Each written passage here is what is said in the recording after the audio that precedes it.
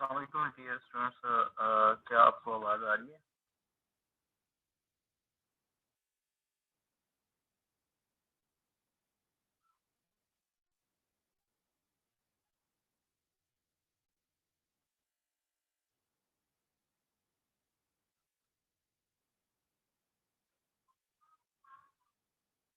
Okay, thank you Hadi और Hamza.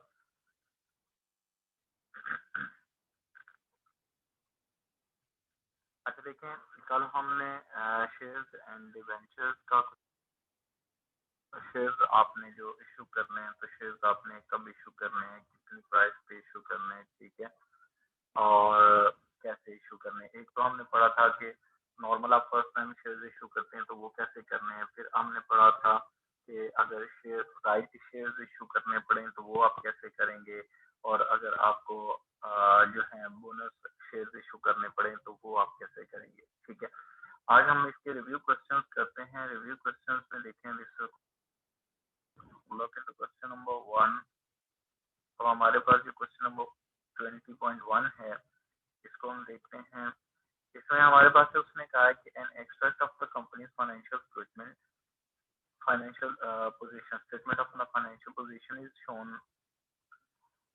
Issue share capital आपका है, उसने कहा 3 मिलियन ऑर्डिनरी शेयर्स हैं, ये नंबर ऑफ शेयर्स हैं। आप $0.05 की आपके पास आ गए हैं टोटल 1500 के आपके पास शेयर्स हैं।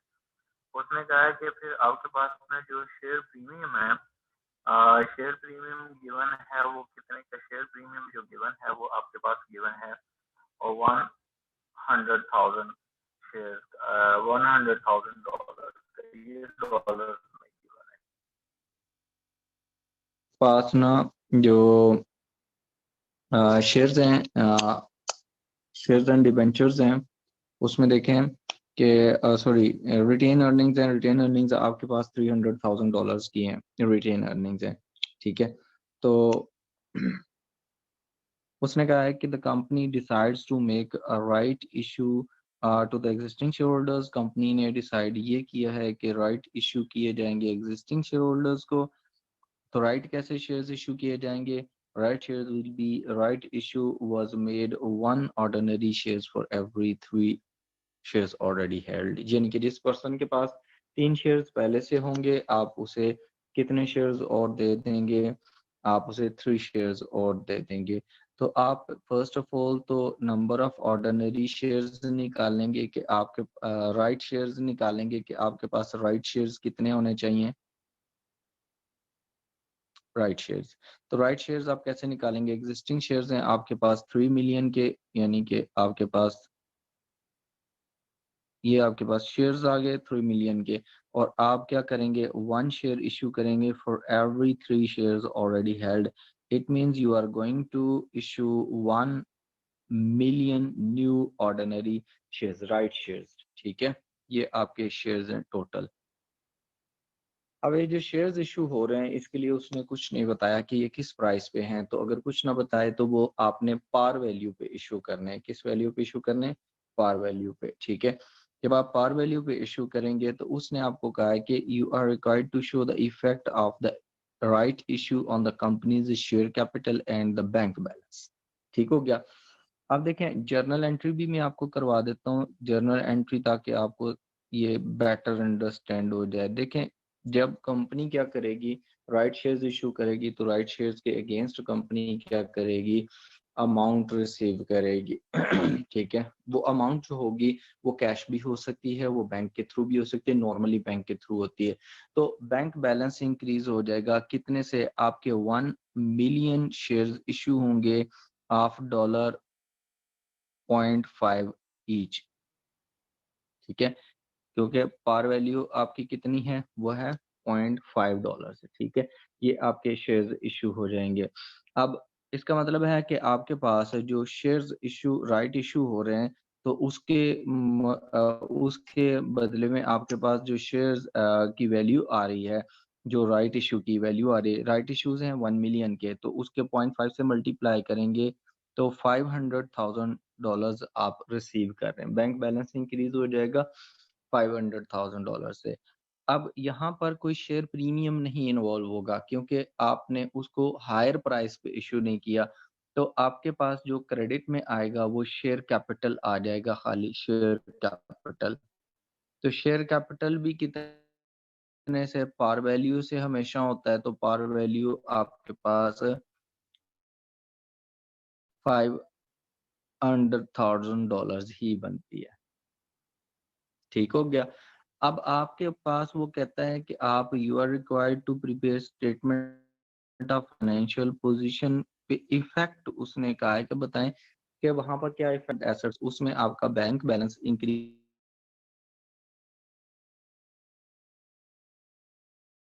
जो इक्विटी की सेक्शन है उसमें आप देखें उसके वहां पर क्या क्या चीजें आएंगी। इक्विटी की सेक्शन में आपके पास ऑर्डिनरी शेयर कैपिटल आ जाएगा। शेयर कैपिटल आपका ऑलरेडी कितने का था? $1,500,000 का था। उसमें आपने $500,000 और ऐड कर दिए ये वाले इक्विटी वाले, तो आपके पास ये टू $2,000 यानी कि 2 मिलियन हो गया आपके पास। ठीक हो गया?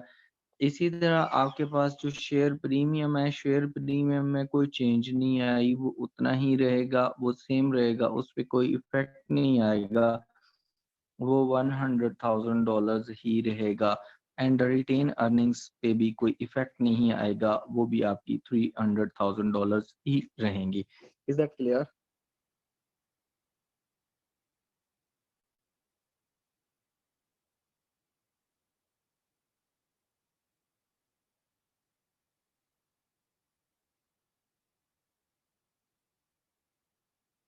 मुस्कान, मैं दोबारा चेक करता हूँ, मैं इसका वो हेडफोन वगैरह चेक करता हूँ, अगर आवाज़ सही नहीं आ रही। असल में ये है कि मैं अभी तक कश्मीर में ही हूँ, तो मुझे ना मेरे पास जो डिवाइस है उसके वो वहाँ पर जो अवेलेबल है टैबलेट है, तो उसमें मैं क्लासेस ले रहा हूँ क्योंकि लैपटॉप नहीं है, तो वो फिर इसमें थोड़ा सा इश्यू होता है। तो मैं 1 मिनट इसके ना चेक करता हूँ, चेंज करता हूँ।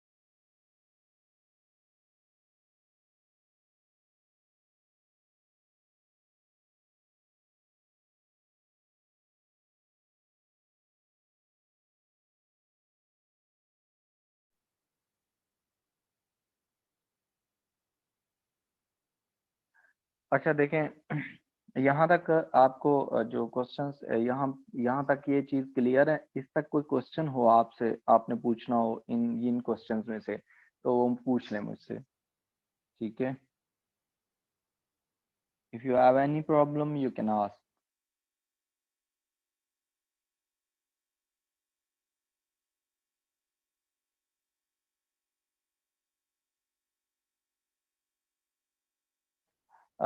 जो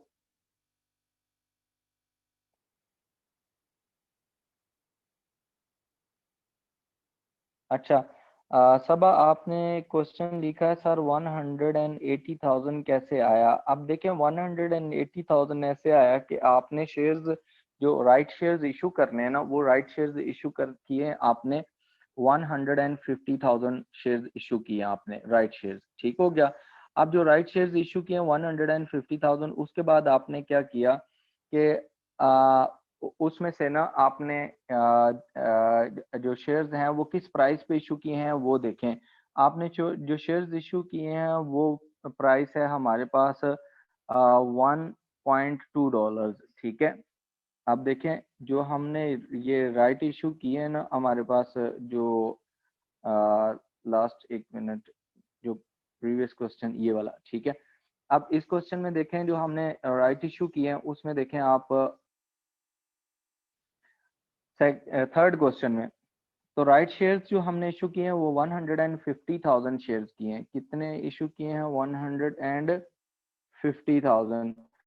तो 100 एंड अगर 50,000 शेयर्स को अगर आप मल्टीप्लाई करते हैं जो इशू प्राइस है, तो इशू प्राइस इस क्वेश्चन में उसने बता दी है वो ये सेकंड लाइन जो डाटा न्यूमेरिक डाटा की है उसके नीचे एक डाटा गिवन है टेबल के नीचे। The company decided to make the right issue to the existing shareholders at the price of 1.2 dollar each. तो आपने जो शेयर्स इशू किए हैं वो 1.2 डॉलर्स पर शेयर के हिसाब से इशू किए हैं। तो जब आप इनको मल्टीप्लाई करेंगे तो आपके पास 180,000 डॉलर्स आता है। ये वैल्यू हमने ऐसे कैलकुलेट की, ठीक होगा? क्लियर है? और उसके बाद आपने शेयर प्रीमियम जो है वो कहाँ से आया? तो शेयर प्रीमियम का भी देख लें, ये जो हमने बैंक बैलेंस हम रिसीव हो गया, इतनी अमाउंट रिसीव कर ली, तो हमारे पास जो शेयर प्रीमियम है वो शेयर प्रीमियम कैसे आएगा? शेयर प्रीमियम जो आता है ये हमारे पास आएगा 150,000 शेयर इशू किए हैं और हर शेयर जो है वो 2.2 डॉलर एक्स्ट्रा पे इशू हुआ है, ठीक है? तो इसका मतलब है 30,000 डॉलर के आपने क्या किए? शेयर प्रीमियम इशू कर दिए। हाँ जी वाजिद खान, आपने हैंड रेज किया हुआ है।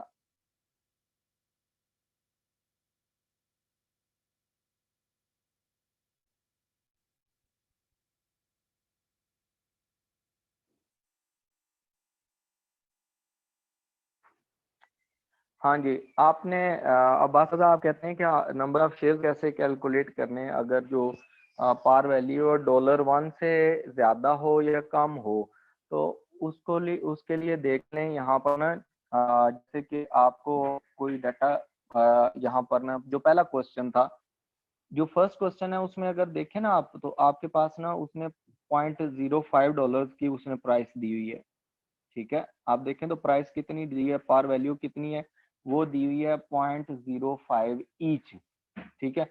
अगर हमें ये नंबर ऑफ शेयर्स ये 3 मिलियन नन गिवन होते, ठीक है, तो हमें सिर्फ वैल्यू गिवन होती है 1,500,000 डॉलर्स की, ठीक है, 1.5 मिलियन की।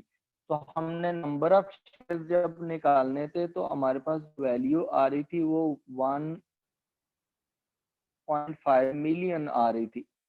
इसको डिवाइड हमने कर लेना शेयर प्राइस पे, जो शेयर प्राइस पार वैल्यू है 0.5 है, उस पे डिवाइड करते तो ये, और ये 3 मिलियन ही निकलती है, 3 मिलियन शेयर ही निकलते हैं। तो आप इसका ये कैलकुलेट करते हैं, ठीक है?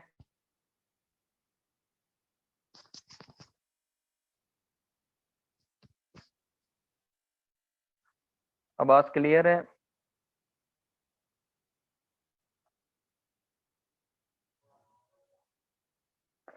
हमजा सईद, जो रिकॉर्डेड लेक्चर्स हैं वो साइट पे मौजूद हैं, उसमें शायद कोई टेक्निकल इशू हो जिसकी वजह से वो ना हो रहे हों, लेकिन वो हो जाते हैं रिकॉर्डेड लेक्चर्स ना, क्योंकि साइट पे काफी ज्यादा वो लोड होता है, लेक्चर्स पड़े होते हैं, इस वजह से शायद वो थोड़ा स्लो।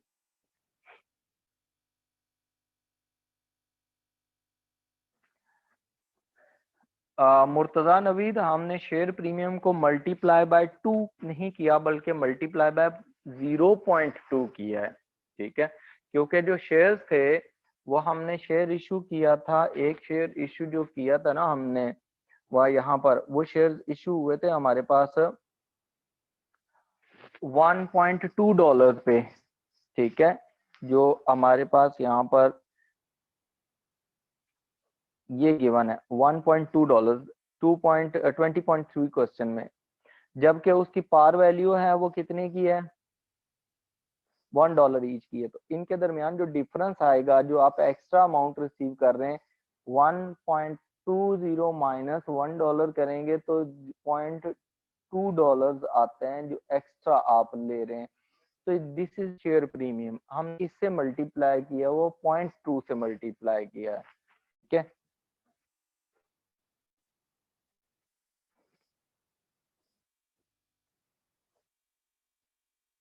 अब अनोनिमस अटेंडी, ये आपने भी जो किया था, जो क्वेश्चन किया था वो भी मैंने बता दिया कि 30,000 की अमाउंट कैसे आई है। 30,000 है, वो सिंपल 30 मैंने राउंड ऑफ किया हुआ है, क्योंकि उस साइड पे जगह नहीं थी, इसलिए उसे मैंने 30 लिखा हुआ है। 30,000 है जो ऊपर हमने कैलकुलेशंस की हुई है। ठीक है,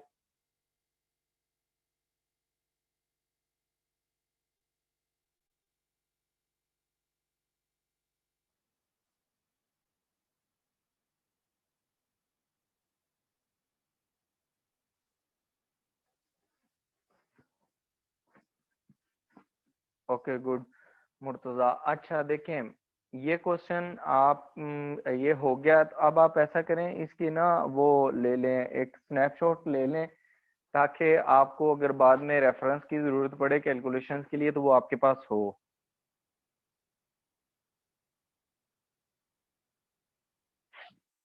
ठीक है, चलें फिर हम नेक्स्ट क्वेश्चन की तरफ चलते हैं, जो क्वेश्चन नंबर 4 है ना। Question number 4, this is your homework. ये सेम क्वेश्चन है, ये आपने खुद करना है। ठीक है, ये सिमिलर क्वेश्चन है, जैसे हमने 20.3 किया है, ऐसे ही 20.4 है। ठीक है, अब इसमें एक चीज ही आपने माइंड में रखनी है, जो उसने कहा, the company makes a right issue of 1 ordinary share for every 4 already held at a share premium of 0.3 पर शेयर। ठीक है, इसका मतलब है कि जो आपने शेयर इशू किए हैं ना, तो जो इशू प्राइस है इस केस में, ठीक है, यहाँ पर इस केस में जो इशू प्राइस है ना, वो आपकी एक तो पार वैल्यू है, प्लस उसमें आपने प्रीमियम $3 का $0.3 का ऐड कर दिया है, तो आपकी जो प्राइस है वो बनेगी $0.80। ये इस प्राइस पे आपने इशू किया है। ठीक है, ऊपर वाले क्वेश्चन में उसने प्राइस बता दी थी, प्रीमियम नहीं बताया था, तो डिफरेंस ले लिया था हमने, तो प्रीमियम हमें पता चल गया था। इसमें उसने प्रीमियम बता दिया है, ठीक है, और इसमें उसने प्राइस नहीं बताई, तो प्राइस आपकी $0.8 हो जाएगी। ठीक हो गया। अच्छा, उसके बाद देखें, हमारे पास जो क्वेश्चन है, नेक्स्ट क्वेश्चन,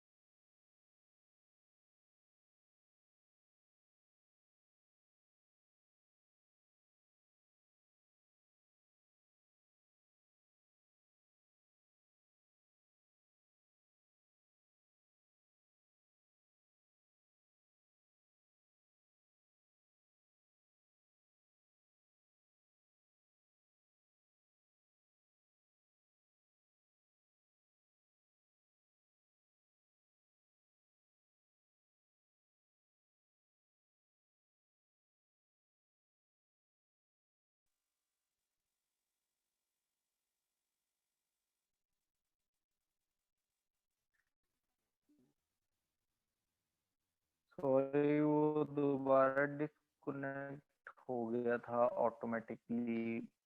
अच्छा देखें, अच्छा अब हमने क्या करना है, हमें वो ये कह रहा है कि आपने एक्सट्रैक्ट बनाने हैं। कैलकुलेशन तो हमने पहले ही सारी कर ली है, जर्नल एंट्री कर ली है। देखें हम एक्सट्रैक्ट्स बनाते हैं ना स्टेटमेंट ऑफ फाइनेंशियल पोजीशन के, स्टेटमेंट ऑफ फाइनेंशियल पोजीशन, उसके हम क्या करें, revise statement of financial position बनानी है, तो हम रिवाइज कर रहे हैं उसको, revise statement of financial position. तो जो revise statement of financial position है, रिवाइज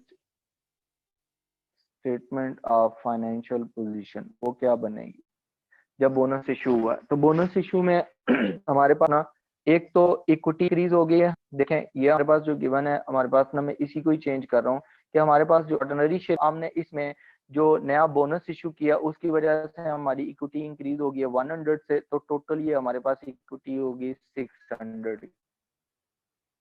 ठीक है, अब ये भी क्या है कि ये मैं थाउजेंड्स के फिगर्स में लिख रहा हूँ, राउंड ऑफ करके लिख रहा हूँ वैल्यूज। ठीक है, उसके बाद देखें प्रीमियम जो था, शेयर प्रीमियम में से हमने बोनस इशू किया तो शेयर प्रीमियम $100 से कम हो जाए।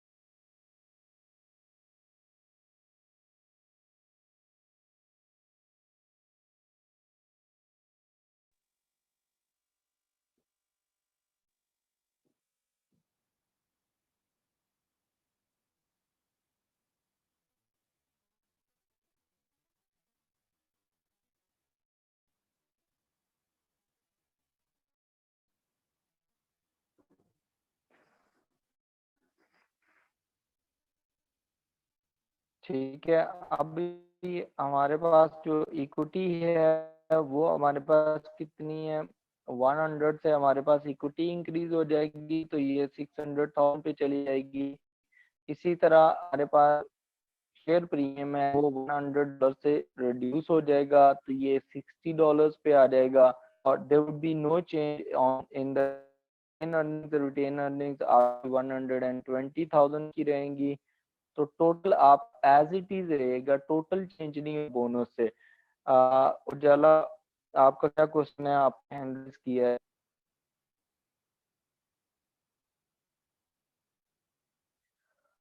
वो इस वजह से आ रहा है कि थोड़ा सा नेट का शायद इशू है, वो इस वजह से बात डिस्कनेक्ट हो रहा है। क्यों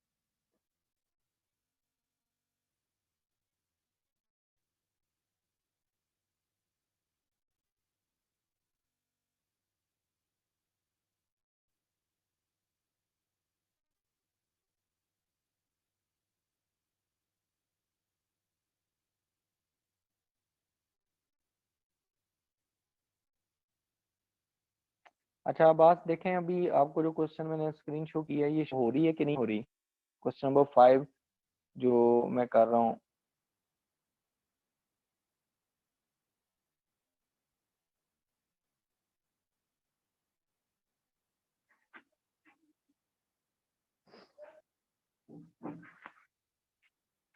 आवाज आ रही है आप लोगों को मेरी?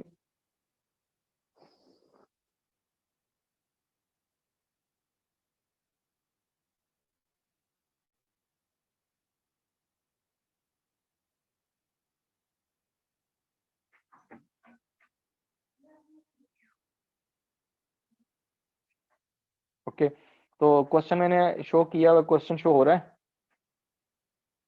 ओके गुड, चलें, आई होप कि अब कोई प्रॉब्लम नहीं होगी इंशाल्लाह। अच्छा देखें, इसमें ना जो हमने क्वेश्चन नंबर 5 मैंने आपको बताया था कि उसने कहा रिवाइज्ड आपने बनानी है स्टेटमेंट ऑफ फाइनेंशियल पोजीशन, उसके एक्सट्रैक्ट्स बनाने हैं जिसमें आप इक्विटी को शो करें। उसने इक्विटी के उसने बताया कि आफ्टर बोनस इशू क्या होगा। अब देखें, जो आपके पास ना इक्विटी है वो आपके पास क्या आ जाएगी, $500,000 की आपके पास ऑलरेडी इक्विटी थी। बोनस इशू किया है तो बोनस आपका आ गया 100,000 का, टोटल आपके पास ये आ गया $600,000। ठीक हो गया। उसके बाद शेयर प्रीमियम में से आपने बोनस इशू किया तो शेयर प्रीमियम में से 100,000 डिडक्ट हो गए, तो आपके पास शेयर प्रीमियम जो बचा वो $60 का बच गया, और रिटेन अर्निंग्स वो एज इट इज आपके पास 120,000 की हैं। तो टोटल इक्विटी जो है वो 780,000 ही रहेगी, उस पर कोई इम्पैक्ट नहीं पड़ेगा, वो एज इट इज रहेगी। ठीक है, तो ये revise statement of financial position होगी, एक्सट्रैक्ट्स होंगे इसके इक्विटी सेक्शन के। ठीक हो गया। उसके बाद आप देखें कि हमारे पास ना जो ये क्वेश्चन नंबर 5 है, क्वेश्चन नंबर 6 जो है ये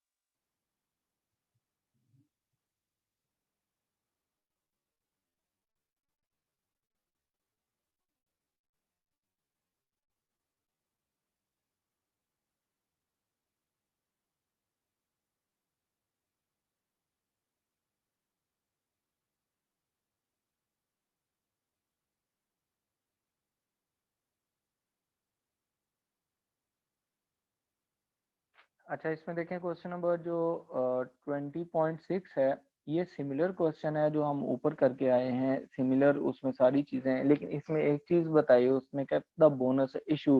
अब यहाँ देखें, वहां पर ना सिर्फ दो हमारे पास रिजर्व थे, एक शेयर प्रीमियम था जो कैपिटल रिजर्व था, और दूसरे नंबर पर रिटेन अर्निंग था जो रेवेन्यू रिजर्व है। लेकिन ये जो क्वेश्चन नंबर 20.6 है ना, इसमें उसने आपको जो रिजर्व दिए है ना, वो शेयर प्रीमियम और रिवैल्यूएशन रिजर्व दो दिए हैं, ये कैपिटल रिजर्व हैं, दीज आर कैपिटल रिजर्व। ठीक है, और जनरल रिजर्व और retained earnings these are revenue reserve, ये आपके पास रेवेन्यू रिजर्व हैं। ठीक हो गया।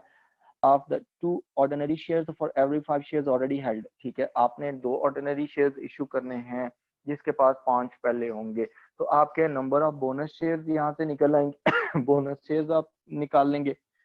उसने कहा the amounts equally taken from the share premium and evaluation reserve. देखें, अब क्वेश्चन में उसने खुद बता दिया कि आपने अमाउंट कहाँ से लेनी है, तो अब आपको प्रायोरिटी डिसाइड करने की जरूरत नहीं है कि कैपिटल रिजर्व में से करने हैं या रेवेन्यू। उसने खुद ही कह दिया कि कैपिटल रिजर्व ही दोनों यूज करने हैं आपने। तो आपके पास ना पहले तो आपने बोनस शेयर्स इशू करने हैं, तो बोनस शेयर्स आपने जो इशू करने हैं, आपके पास सबसे पहले तो ऑर्डिनरी शेयर्स आप कैलकुलेट कर लेना कि आपके पास ऑर्डिनरी शेयर्स कितने हैं। जो ऑर्डिनरी शेयर्स आपके पास है ना, वो है इस टाइम ना आपके पास $600,000 के टोटल वैल्यू है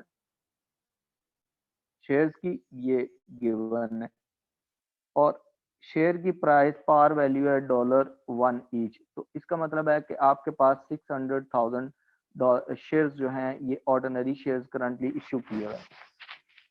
when you will calculate the bonus shares, तो बोनस शेयर्स जब आप कैलकुलेट करेंगे तो बोनस शेयर्स आपने कैसे कैलकुलेट करने हैं। बोनस शेयर्स के लिए आपके पास ऑर्डिनरी शेयर्स हैं, वो हैं 600,000 ऑर्डिनरी शेयर्स, 600,000 ऑर्डिनरी शेयर्स, और आपने 2 शेयर्स इशू करने हैं फॉर एवरी 5 शेयर्स हेल्ड। ठीक है, जिसके पास 5 शेयर्स हैं उसे आपने कितने शेयर्स इशू करने हैं, 2 शेयर्स इशू कर देने हैं। तो ये आपके कितने बनेंगे, कैलकुलेट करें, $600,000 मल्टीप्लाई बाय 2 डिवाइडेड बाय 5।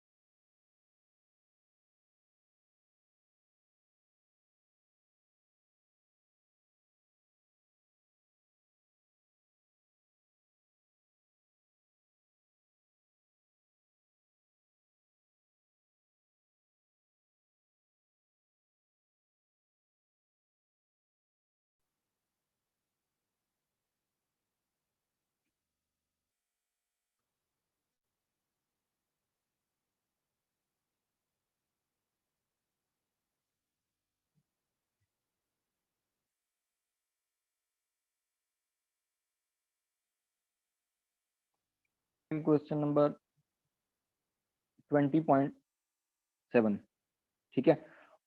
अब उसमें उसने कहा कि आप शेयर कैपिटल अकाउंट बनाएं, शेयर प्रीमियम अकाउंट बनाएं, डिबेंचर का अकाउंट बनाएं और बैलेंस शीट प्रिपेयर करें आफ्टर अबव ट्रांजैक्शंस, ठीक है।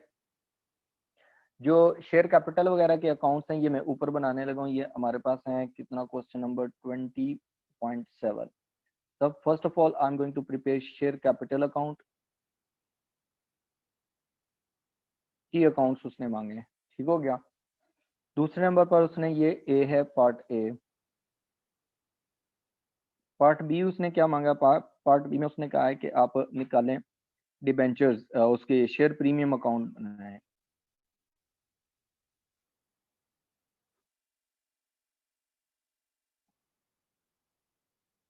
शेयर प्रीमियम अकाउंट जो है वो बी पार्ट है। उसके बाद सी पार्ट में उसने कहा है कि आपको ना डिबेंचर्स अकाउंट बनाएं।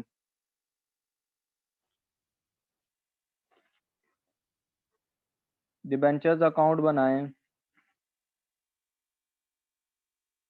ये आपका सी पार्ट है। और लास्ट में उसने कहा है कि आपने स्टेटमेंट ऑफ फाइनेंशियल पोजीशन बनानी है, ठीक है, वो एंड पे हम बनाएंगे। अच्छा देखें, उसने कहा company summarise balance sheet at 31 December 2006 showed the following balances. Non current assets, net current assets दोनों दे दिए हैं, इक्विटी का पार्ट दे दिया। उसने कहा 300,000 ordinary shares of $1 each, total value 300। जो इक्विटी का बैलेंस होता है ना शेयर कैपिटल का, वो बैलेंस ब्रॉड डाउन वो क्रेडिट बैलेंस होता है, कितने का, $300,000 दिए हुए हैं, वो आप as it is credit balance लिख लेंगे।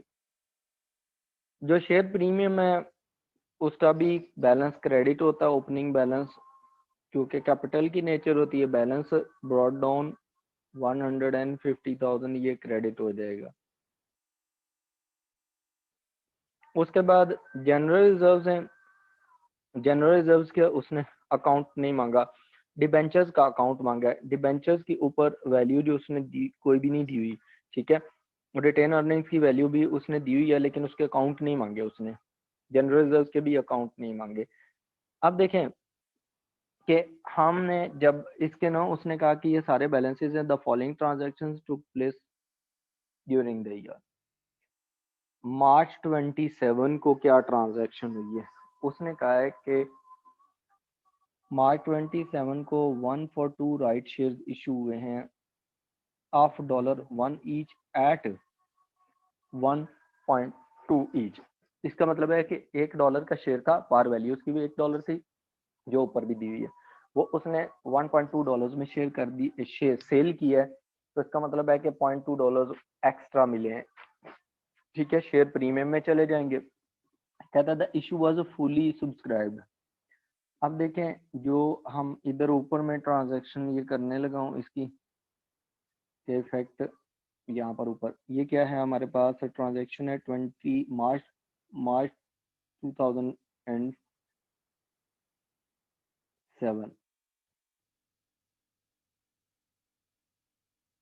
ठीक है।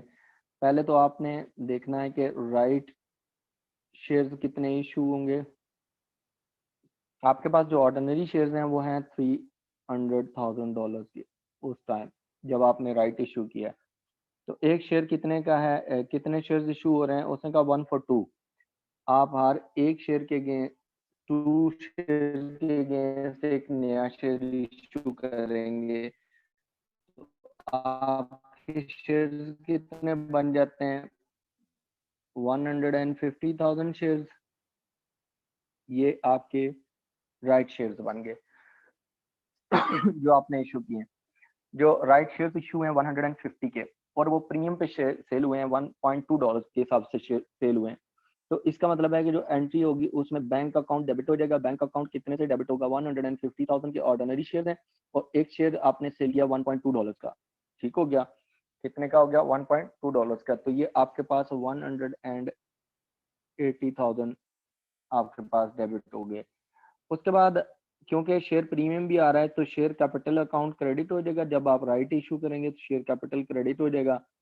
150,000 के शेयर्स हैं और शेयर कैपिटल हमेशा पार वैल्यू से मल्टीप्लाई होता है, ठीक है।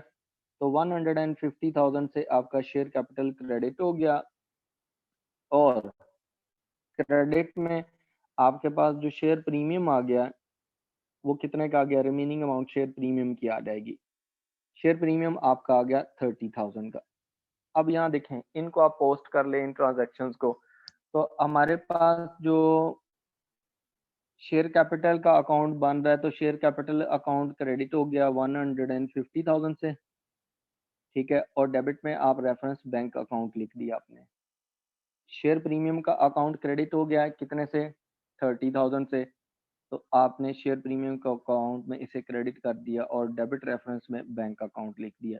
ये आपकी पोस्टिंग होगी इसकी। उसके बाद ना आपने क्या किया है कि आपने जुलाई 2007 में बोनस इशू किया। उसने कहा for one share for every 3 shares already held at $1, ठीक है। तो जब आप बोनस इशू करेंगे, बोनस शेयर्स निकालेंगे, जो बोनस शेयर्स कितने हैं, जिस टाइम आपने बोनस शेयर्स इशू करने हैं उस टाइम आपने देखना है कि आपके पास ऑलरेडी कितने उस टाइम थे शेयर्स। देखें, आपके पास ना जो शेयर्स शुरू में थे वो थे $300,000 के शेयर्स पहले के मौजूद थे, और उससे पहले ना बोनस इशू करने से पहले आपने राइट इशू किया और उसमें भी आपने 150,000 के शेयर्स इशू कर दिए। टोटल 150,000 ये भी ऐड हो गए। टोटल आपके पास हो गए 450,000 शेयर्स।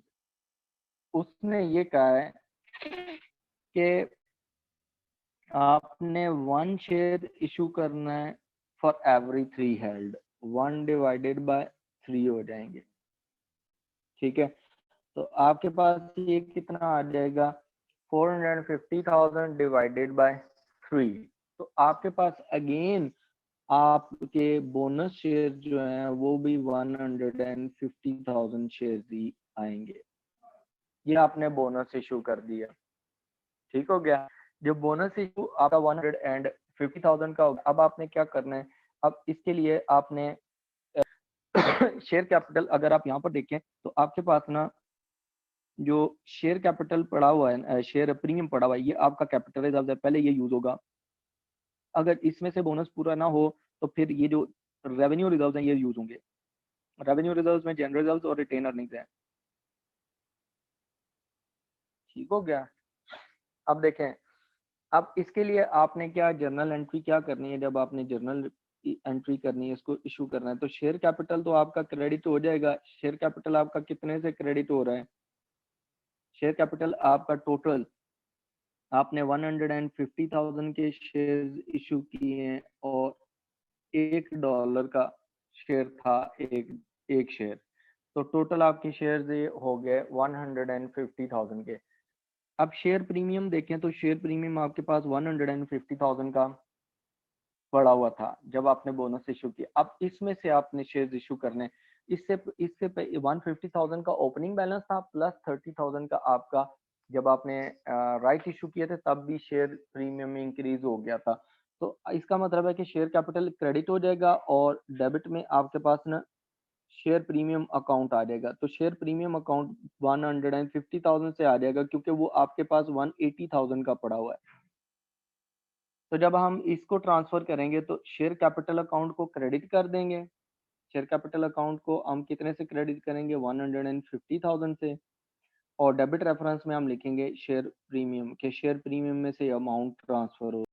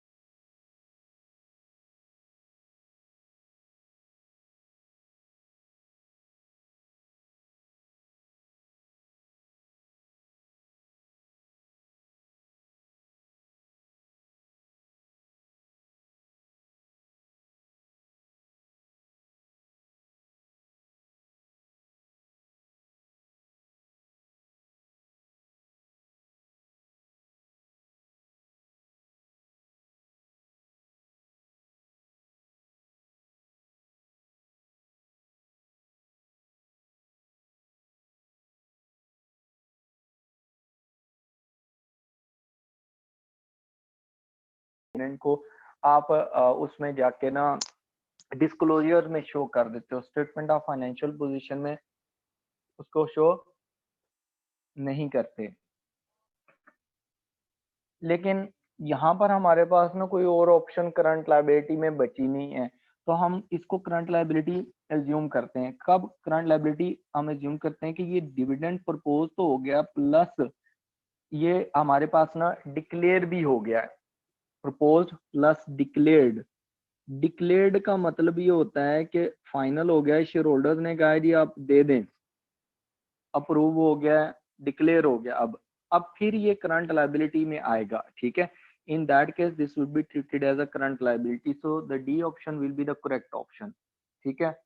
उसके बाद हमारे पास जो नेक्स्ट है सेकंड क्वेश्चन है, उसमें देखें उसने कहा है कि which item will be included in the balance sheet as a liability. Balance sheet में कौन सी चीज एज अ लायबिलिटी आएगी? तो पहली ऑप्शन है, उसने कहा loan stock. Loan stock issued by the company. Loan stock में क्या क्या चीजें आती हैं? ये आपके जो डिबेंचर्स होते हैं,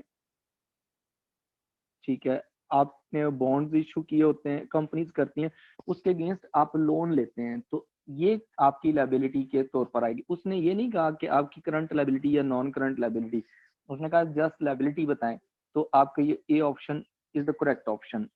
जो दूसरी ऑप्शन है ना, प्रेफरेंस शेयर्स हैं, ये इक्विटी का पार्ट होते हैं। प्रेफरेंस शेयर्स क्या होते हैं? इक्विटी होती है। रीवैल्यूएशन रिजर्व्स, ये भी इक्विटी का पार्ट है, रिजर्व्स इक्विटी का पार्ट होते हैं।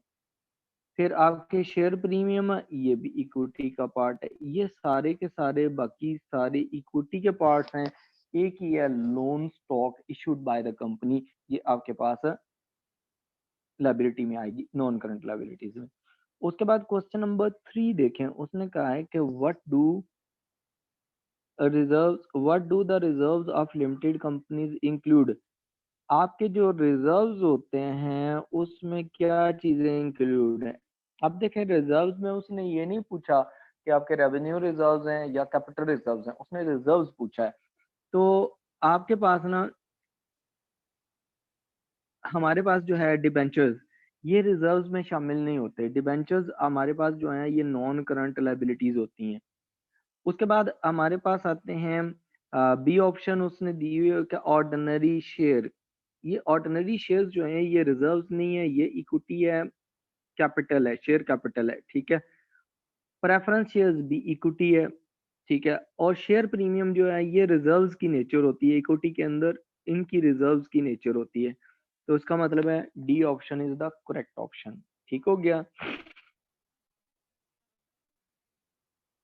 उसके बाद नेक्स्ट देखें, उसने कहा है कि फोर्थ क्वेश्चन में उसने कहा the table shows the details of free hold property. Property पड़ी हुई है ऑर्गेनाइजेशन के पास, ठीक है। उस प्रॉपर्टी की उसने हिस्टोरिक कॉस्ट दी हुई है, in it is simply the cost of the asset, कि आपने किस वैल्यू पे परचेज की थी एसेट, ठीक है।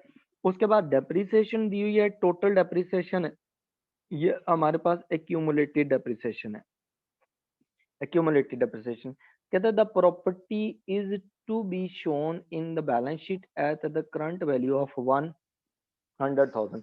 उसने कहा कि आपने प्रॉपर्टी को अपनी बुक्स में $100,000 का शो करना है, ठीक है। इसका मतलब है रीवैल्यूएशन हो गई एसेट की, ठीक है। एसेट क्या हो गया? रीवैल्यू हो गया। उसने कहा which entries are to be made in the ledger accounts. आपने लेजर अकाउंट्स में क्या एंट्री करनी है, कौन सा अकाउंट डेबिट होगा, कौन सा क्रेडिट होगा, वो देखें। अब देखें, सबसे पहले जब रीवैल्यूएशन होती है तो हम रीवैल्यूएशन रिजर्व्स निकालते हैं। तो रीवैल्यूएशन जो रिजर्व्स होते हैं वो क्या होते हैं कि जो न्यू वैल्यू होती है उसमें से हम माइनस कर लेते हैं नेट बुक वैल्यू, ठीक है। एसेट की नेट बुक वैल्यू माइनस कर लेते हैं। हमारे पास एसेट की न्यू वैल्यू उसने कहा जी $100,000 शो करनी है। तो नेट बुक वैल्यू कितनी है? नेट बुक वैल्यू हम यहाँ से निकाल लेते हैं कि आपका एसेट 80,000 का था और वो 55,000 जो है ये आपकी नेट बुक वैल्यू है एसेट की, ठीक है। ये क्या नेट बुक वैल्यू, तो $50,000 $55,000 आपकी नेट बुक वैल्यू है। तो इसका मतलब है रीवैल्यूएशन रिजर्व जो है वो आपके इंक्रीज हो गए कितने से 45,000 से। ये अपवर्ड रीवैल्यूएशन है कि आपकी एसेट की वैल्यू इंक्रीज हो गई है। ठीक है, अब जब जर्नल एंट्री करते हैं तो हम क्या करेंगे, तो जब हम एसेट सेल करते हैं ना, तो सेल के टाइम हम जो जर्नल एंट्रीज कर रहे होते हैं उसके टाइम हम क्या करते हैं, हमारी जो इतनी भी एक्यूमुलेटेड डेप्रिसिएशन है उसको हम खत्म कर देते हैं, अरेज कर देते हैं बुक्स में से, जब डेबिट करके।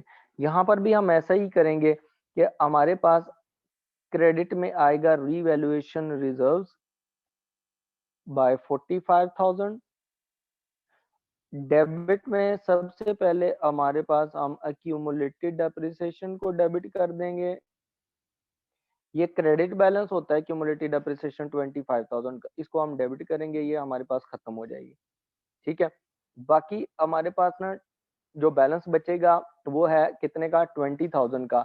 इससे हम क्या करेंगे, कॉस्ट को इंक्रीज कर देंगे, जो हमारे पास प्रॉपर्टी है उसकी वैल्यू इंक्रीज हो जाएगी इतनी वैल्यू से बाय 20,000। ठीक हो गया। तो आप जर्नल एंट्रीज देखें जो नीचे हैं उसमें क्या क्या जर्नल एंट्रीज हैं। रीवैल्यूएशन रिजर्व्स क्रेडिट हो रहे हैं दो जगहों पे, एक हमारे पास है ये लास्ट डी ऑप्शन में, एक है बी ऑप्शन में। अब हमारे पास हम देखते हैं इनमें से कौन से करेक्ट हैं, बाकी दो इनकरेक्ट हो गई। ऑप्शन जो हमारे पास है ए और ऑप्शन सी वो इनकरेक्ट हो गई क्योंकि वो उसमें रिजर्व्स क्रेडिट नहीं हो रहे। अब देखें जो डेबिट हो रहे हैं ना, तो फिर हमारे पास जो बी ऑप्शन है उसमें देखें कि हमारे नॉन करंट एसेट्स जो हैं जिसको प्रॉपर्टी है वो डेबिट हो रही है 20,000 से। ठीक है, हमने भी ऊपर यही किया है। और प्रोविजन फॉर डेप्रिसिएशन या क्यूमुलेटिव डेप्रिसिएशन डेबिट हो रही है 25,000 से, हमने भी यही किया। इसका मतलब है कि हमारे पास ना ऑप्शन जो है वो बी ऑप्शन करेक्ट ऑप्शन है। ठीक है, जो हमारे पास जो रीवैल्यूएशन रिजर्व्स जो डी ऑप्शन है ना, जिसमें रीवैल्यूएशन रिजर्व्स क्रेडिट हो रहे हैं, वो क्रेडिट ही 20,000 से हो रहे हैं। इसका मतलब है ये भी इनकरेक्ट है। रीवैल्यूएशन रिजर्व्स जो है वो 45,000 के हैं, तो इसमें option B is the correct option. फिर हमारे पास जो क्वेश्चन नंबर 5 है उसने कहा है कि which should company not show as a non current asset in the balance sheet. ठीक है, ये नहीं है कि कौन सा शो करना है, वो कहते हैं कौन सा शो नहीं करना है एसेट आपने। जो आप एसेट करते हैं ना, उसने कहा plant bought on the hire purchase. Hire purchase पे जो एसेट आप परचेज करते हैं ना, वो आप उसको as a non current asset ही शो करते हैं अपनी स्टेटमेंट ऑफ फाइनेंशियल पोजीशन में। ठीक है, हायर परचेज का मतलब है कि आपने क्या किया, आपने उसको परचेज किया हुआ है, यूज कर रहे हैं और आप उसकी पेमेंट्स करी जा रहे हैं। ठीक है, इसके इस वर्ड से आपने कंफ्यूज नहीं होना, फुली डेप्रिशिएटेड कि एसेट सारा डेप्रिशिएट हो चुका है और आप उसको एसेट को है वो तो वैल्यू खत्म हो गई। एसेट फिर भी आपकी बुक्स ऑफ अकाउंट्स में रहेगा जब तक आप उसको यूजेज बंद नहीं करते। ठीक है, उसे सेल नहीं कर देते। अब ये जो एसेट है ना आपका जो non current asset fully depreciated होता है। फॉर एग्जांपल आपने 1 लाख का एसेट लिया और वो आपने बुक्स ऑफ अकाउंट में डेप्रिशिएट कर लिया, लेकिन वही प्लांट अभी चल रहा है, वो जो आपने लिया प्लांट परचेज किया उससे अभी आप गुड्स प्रोड्यूस कर रहे हैं, फिर उनको सेल कर रहे हैं, तो वो फिर एसेट तो आपका है। तो स्टैंडर्ड कहते हैं, इंटरनेशनल अकाउंटिंग स्टैंडर्ड्स कहते हैं कि जब तक एसेट को आपने अपने उसमें से यूजेज खत्म नहीं करना तब तक वो आपका एसेट होता है। तो इसलिए फुली डेप्रिशिएटेड जो एसेट होता है ये भी आपका नॉन करंट एसेट ही होता है। उसने कहा plant held under finance lease. जो फाइनेंस लीज, अब तो खैर डिस्टिंक्शन खत्म हो गया फाइनेंस लीज और ऑपरेटिंग लीज में, तो ये पहले होती थी कि फाइनेंस लीज है या ऑपरेटिंग लीज है। डिफरेंस ये होता था कि फाइनेंस लीज का मतलब ये होता था कि जब आप एसेट यूज करेंगे at the end of the life, जब वो लीज का पीरियड खत्म होगा तो एसेट आपकी प्रॉपर्टी बन जाएगा, आप परचेज कर लेंगे। ठीक है, जबकि ऑपरेटिंग लीज जो होती थी उसमें हम एसेट परचेज नहीं करते थे, वो हमारा एसेट नहीं होता था। तो हमारे पास इसलिए जो प्लांट होता था ना अंडर फाइनेंस